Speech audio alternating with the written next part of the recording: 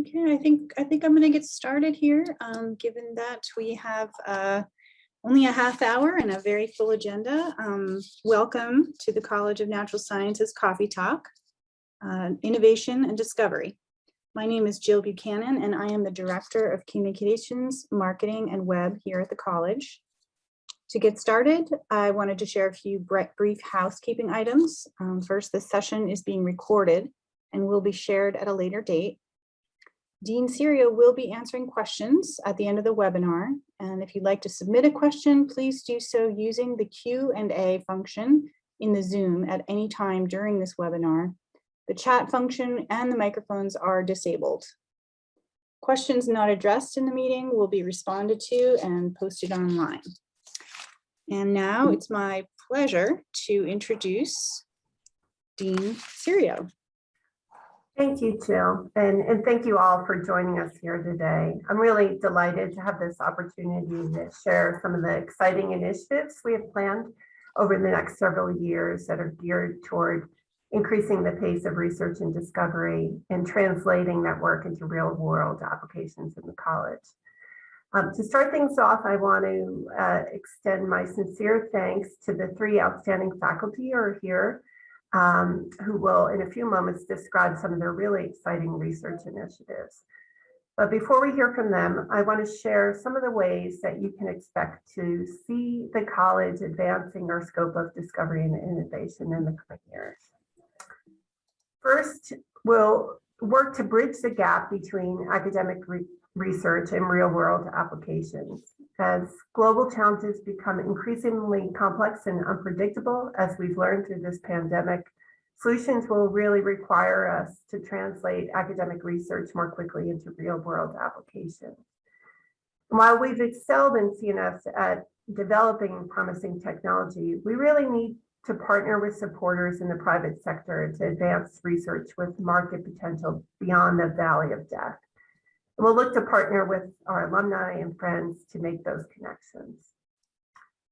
The second way we plan to advance discovery and research in the college is by recruiting and supporting more faculty who are pioneering researchers and drive extraordinary educational experiences for our students.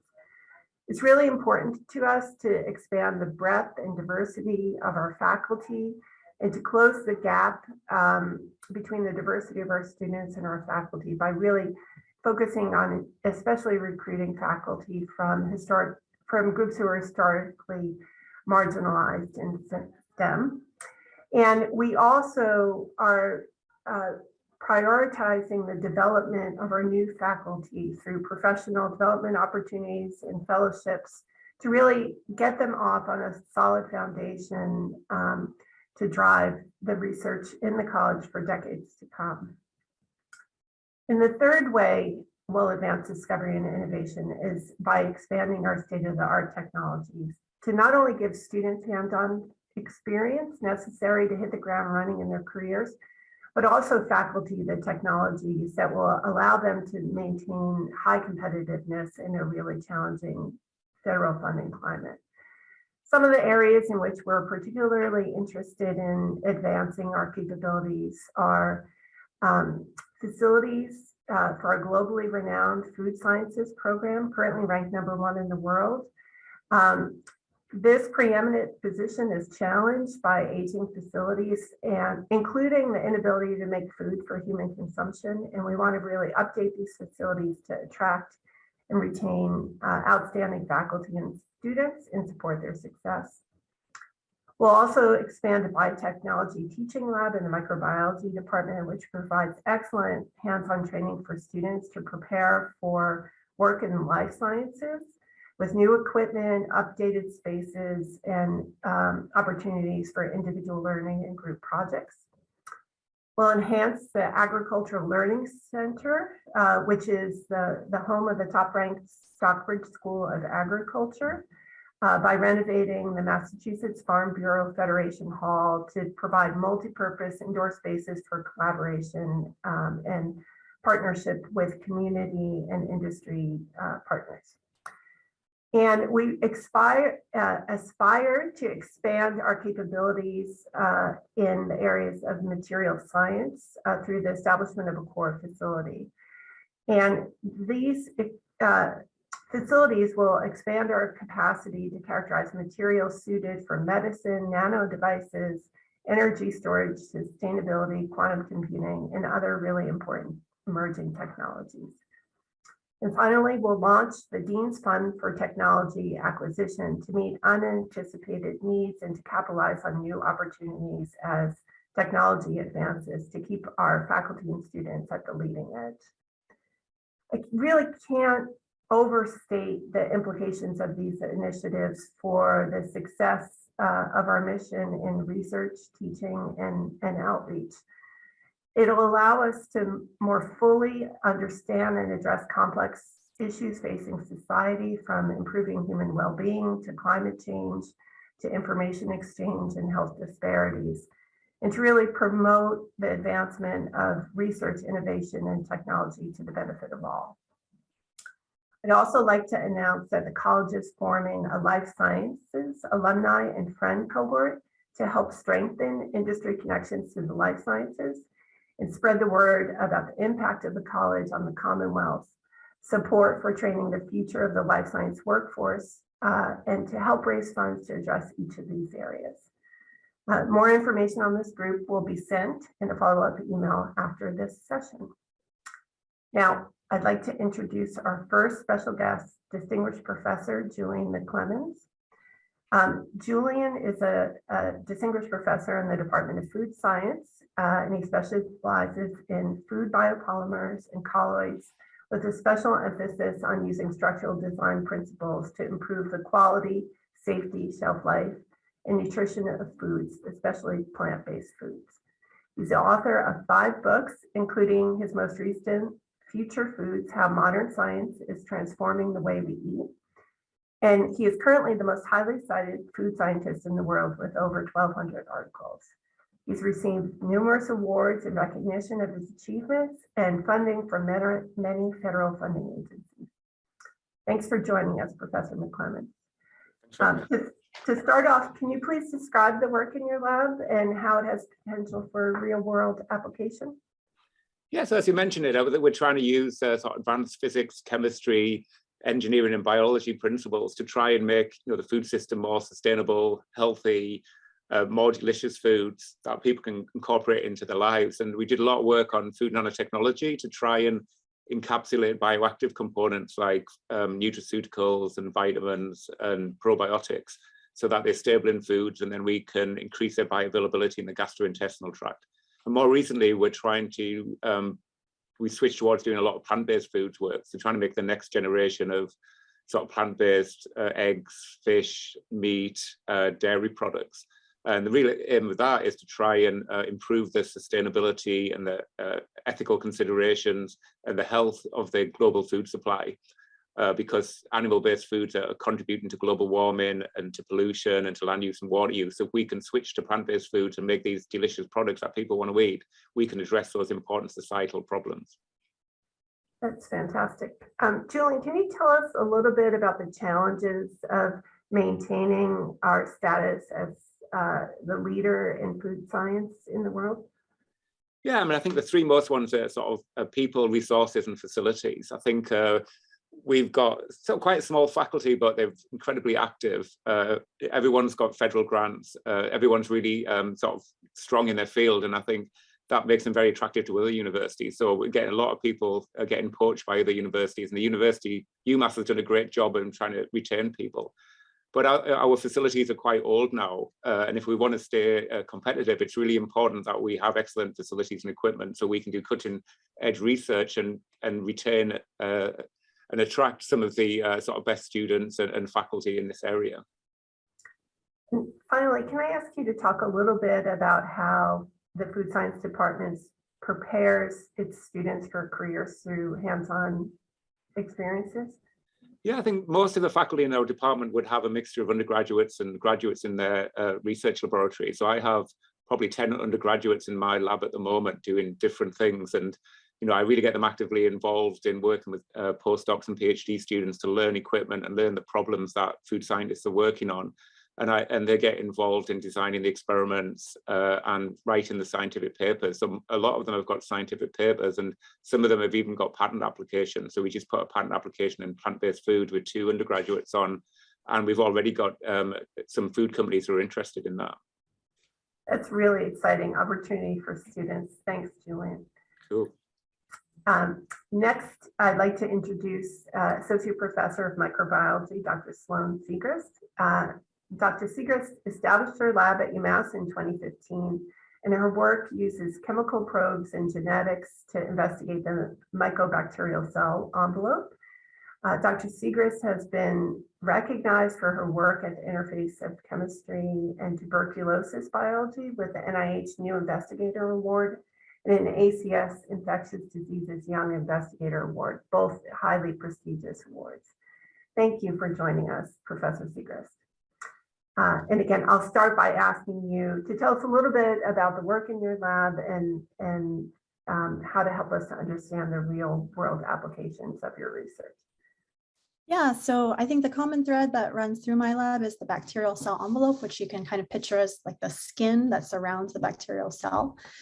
And so we're really interested kind of from a intrinsic fundamental perspective, how the bacteria make that skin and how they maintain it under stress, particularly stresses that are relevant to infection.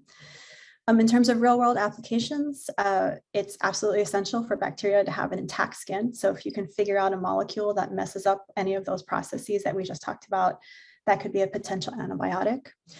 Another real world application is that we've repurposed some of our tools that we use to study the bacterial skin to get them to take out molecules that we provide them and display them. And we use that as what we think will be a diagnostic in the future. And so we recently co-founded a company to that end. That sounds really exciting, Sloan.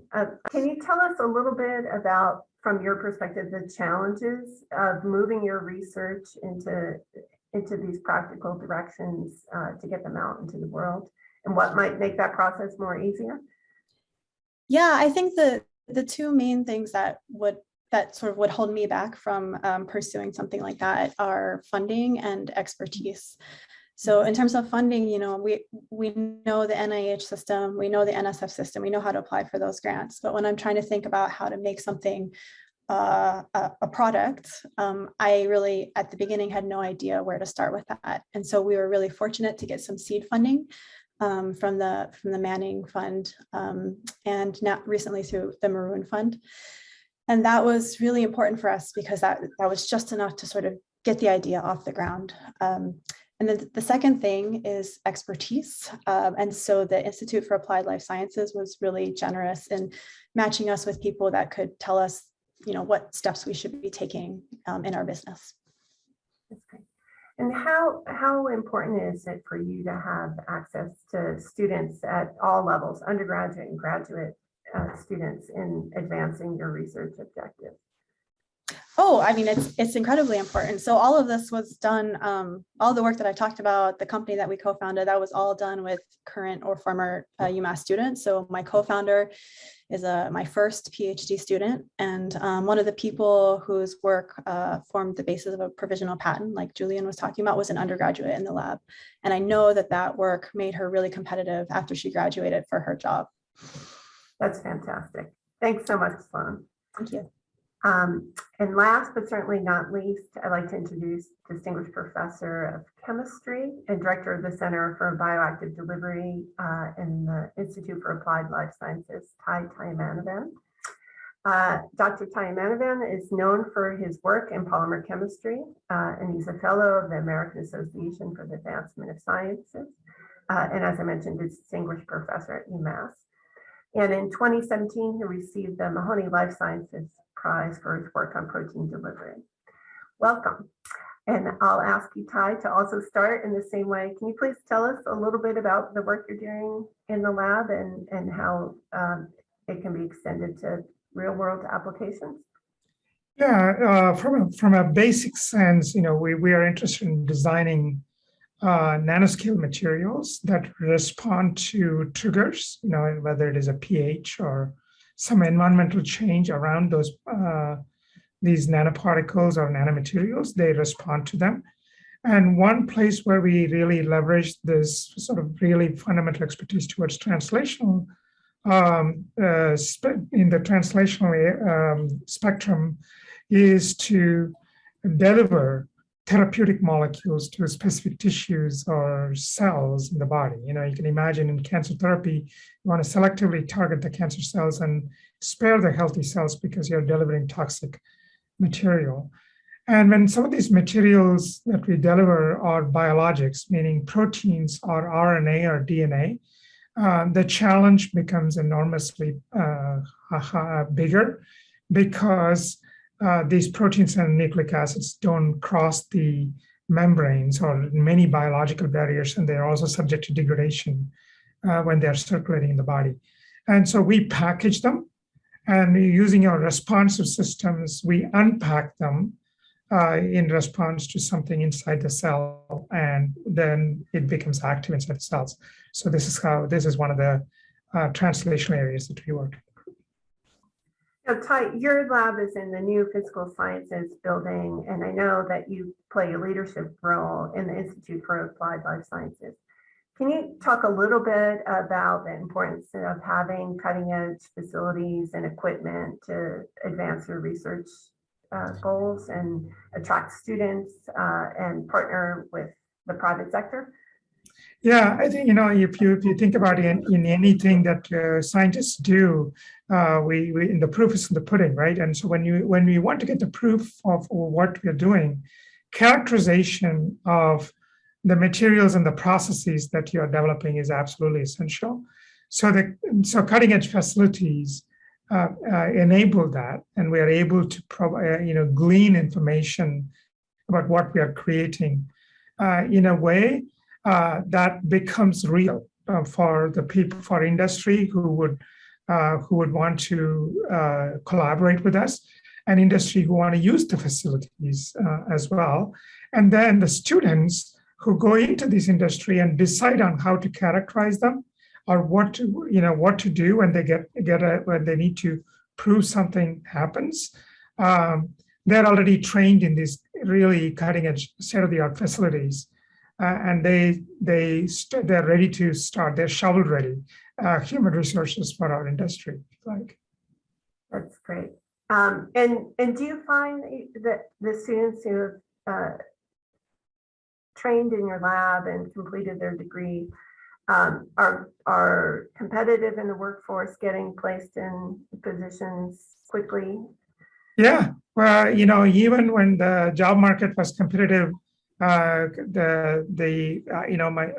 students in the lab did not have any real issues in landing good positions in the industry or academia or in the government. They really go into different places because they are for two reasons. I think one is, as you mentioned, the facilities and the instruments they're trained in. They're trained to be good thinkers because and perhaps the most important thing that highlights also the collaborative environment of our university as a whole is that we're just talking about Sloan and I had a joint student, so they were trained both in Sloan's lab and in my lab, and so they are real team players, and they have already are trained to work as a collaborative part of a collaborative team. So all of a sudden they become hot commodities because now students don't put their blinders on, work on this really simple. Or not simple problems, but they work on complex problems that requires teamwork. That's great. Thanks so much, Tai, and also Sloan and Julian, not only for this really innovative work that you're doing on the science side, but by so thoroughly integrating opportunities for our students in those exciting projects. Yeah, thanks everybody.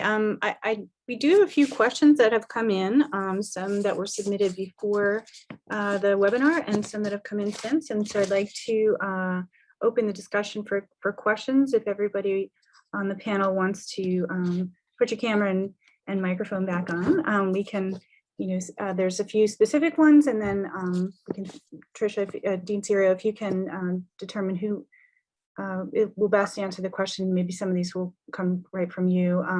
The first question is, how will the Mount Ida campus be utilized? And a similar question came in on what are some of the highlights of activities and future programs occurring at Mount Ida?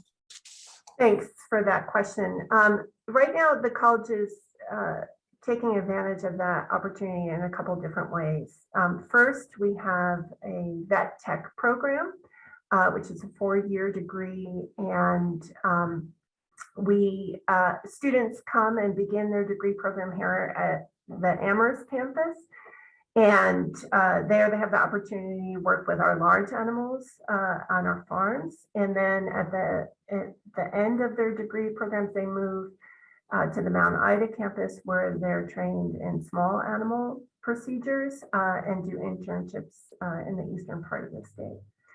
The other program that we have a number of other programs related to advanced degrees, whether they be certificates or master's degree, including in statistics, sustainable building construction in particular, that allow our students who are out in the workforce and working in the eastern part of the state to access faculty from UMass Amherst. And we hope to further develop that site as a place where students can be based for internships in the eastern part of the state and continuing their education in a hybrid format as well. So those are some of the things that are ongoing for the college at the Mount Ida campus. Thank you. Next question is, what is the university doing to expand collaborations across Massachusetts' thriving life sector? And in what ways are you inspiring new discovery by cross-fertilization between distinct departments? Thanks also for that opportunity to address this really important aspect for us. And that is one of partnership, both within the campus and outside of the campus. I mentioned at the beginning of this session that we're developing this life science alumni cohort to help us make connections to industry. Right now, we're doing that through individual outreach between faculty members who have exciting projects and finding partners. And we'd like to do that in a more systematic way. We have a couple of donor-funded initiatives that also help in that regard. I mentioned the Mahoney Life Sciences Prize that Dr. Tai Tai Manavan was awarded last year. And then we also have a Manning Innovation Program, which partners researchers, both Dr. Siegrist and Dr. Mcclement, have benefited from this program with students in the Eisenberg School of Management and a panel of outside experts in industry to help guide those research projects to commercial application. Within the college, we have established a bridge and seed funding program that really permits self-organizing groups of faculty to come together to work at the interfaces of their expertise. And we provide some funding to get those projects off the ground and try to move them forward, leveraging the distinct expertise of different faculty to really try to address these big problems in the world today. Thank you. I have a question for Dr. Mcclement. Where do you see the future of food science in 5 years, and how will tech innovation shift nutrition guidelines? You're muted. Yep. No, I think it's like incredibly exciting time to be a food scientist at the moment. There's just so much interesting research going on in all sorts of different areas that have been brought into food science. So it's hard to predict how it's going to be in the future. I think it'll be much more plant-based. And I think we'll be trying to make a new generation of processed foods that are not just affordable and delicious, but are also going to be good for your health and good for the environment. And I think there's going to be a lot of sort of engineering and science, chemistry, physics, and biology behind that. So as a sort of follow-up to that, what synthetic biology platforms are you using for plant-based foods? So we're not using any synthetic ones. We're taking or isolating plant-based proteins from different sort of sustainable sources. And then we're looking at using soft matter physics to try and how can we assemble those into structures that simulate those that you would find in real animal products to try and get the right appearance, texture, mouthfeel, and nutritional aspects as you would get from a conventional sort of meat product. So if you switch from animal-based to plant-based, you're not going to have any adverse nutritional effects. Thank you. I think this one is for Dr. Tai Manavan. Organic chemistry is continuing to play a larger role in manufacturing of synthetic nucleic acid therapeutics. What is the university doing to make sure chemistry majors have sufficient molecular biology know-how? And what, yes, okay. You're muted also. Sorry.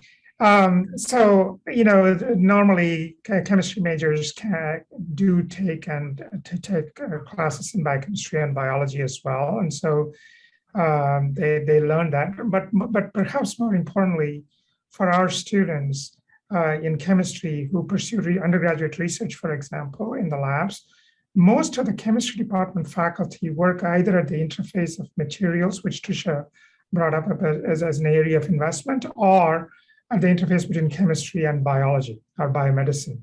So you know, it's interesting that we get asked about nucleic acids. We're actually currently in the process of actually hiring nucleic acid chemists, and we already have nucleic acid folks within the department as well who are absolutely top-notch who do this. And that's one of the reasons, you know, we are interested in delivering nucleic acids as well to specific cells, which is the basis for COVID vaccines, in fact, some of them.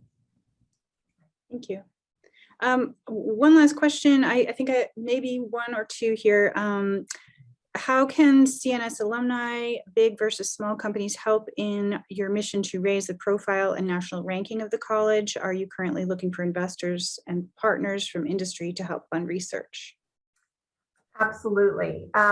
We, you know, as Julian said before, our ability to advance these initiatives is really based on people and facilities and access to funding to move projects forward.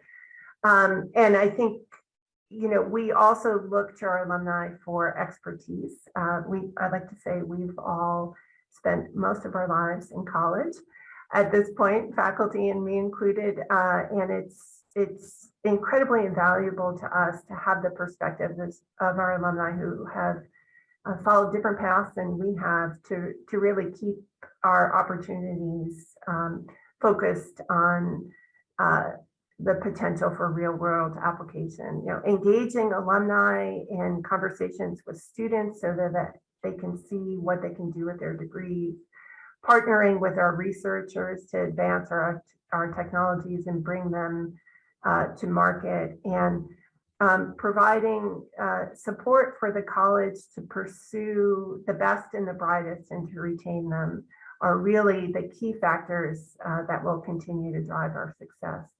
You know, the economic system has changed so much as a response to this global pandemic, and the gap between public and private institutions in terms of resources available to them to support research and research-based education is only growing. And so by being able to partner with our alumni and donors and friends, that'll keep UMass in the mix and support these incredibly talented researchers who have chosen to come to UMass because they're also so highly dedicated to the education of our students. Thank you, Dean Cerio. So unfortunately, we weren't able to answer all of our questions. I apologize here. The questions today, but we will answer them online, and please stay tuned for our responses to some of the other questions that came up today. But that does take us to the end of our time today. I encourage you to reach out to us with any additional questions about our programs. We'd love to hear from you. You can email me directly at jillbuchanan@umass.edu. You will also receive a follow-up email with my contact information, as well as a survey that we hope you will take a few minutes to complete. So thank you, Dean Cerio, Professor Mcclement, Professor Siegrist, and Professor Tai Manavan. It was great to hear from you, and to our attendees, thank you for joining us. Bye-bye.